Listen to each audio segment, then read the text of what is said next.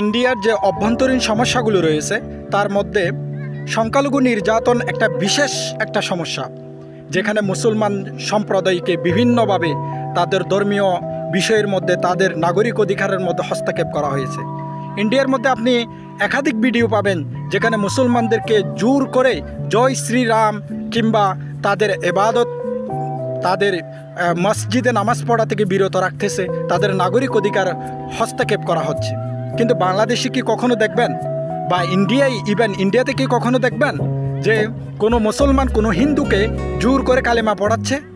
কখনো দেখবেন না। সুতরাং ইন্ডিয়া শুড বি সিভিলাইজড। এখন 1971 সালে বাংলাদেশ কি আসলে পাকিস্তান থেকে স্বাধীন হয়েছে, নাকি পাকিস্তানের হাত থেকে ভারতের কাছে ন্যস্ত হয়েছে? এটা এখন ভাববার সময় এসেছে।